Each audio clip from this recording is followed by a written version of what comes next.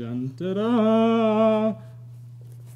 Dun da da. Dun da da. Dun da da. Maybe we should turn it into a throat singing.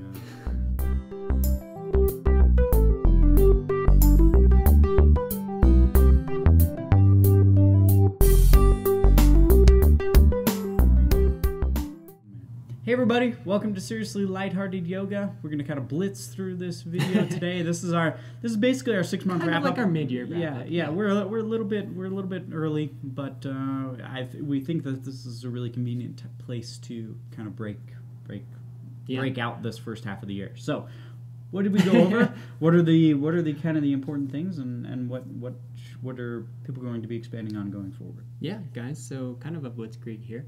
We started out with the 8 limbs, so we kind of went through what most traditional yoga practices and studios are sort of based on. It goes through from the external towards the internal, as we all know. It moves into samadhi, which is again that tool for understanding the unity between us and everything. And then outside of that, we had a few different practices. We brought up some poses. We set up a few flows and then constructed them in a sort of gentle class for you guys. Beyond that, we then started talking about the activity of the mind and how yoga sort of categorizes that activity, what you might notice in your mind as you are in your yoga practice, what your asana might bring up, what your breathing practices might bring up, and then also how to work meditation in there so that you can begin to prepare your mind to give rise to that witness consciousness, that observer effect, and how that may influence the rest of your practice.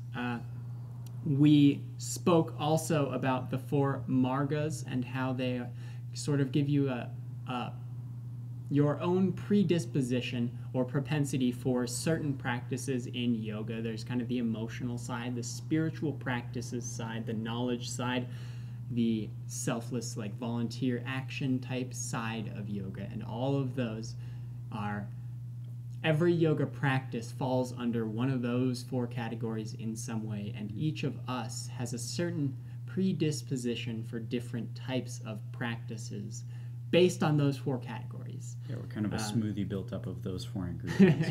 Yeah. And then other things that we have talked about, let's see, we've talked also a bit about the history of yoga, where these ideas came from, how Buddhism kind of influenced the 8 limbs of yoga that we have, and how there are certain really important figures in the history of yoga that have allowed it to be what it is for us today. That being said, we also are recognizing that yoga is preparing your own active consciousness, what you're aware of in your day-to-day life, for this idea that we are part of everything, that everything that we do is kind of interdependent on everything else as well. These practices that we have all, to some extent, build the awareness that we need to kind of be prepared for that idea.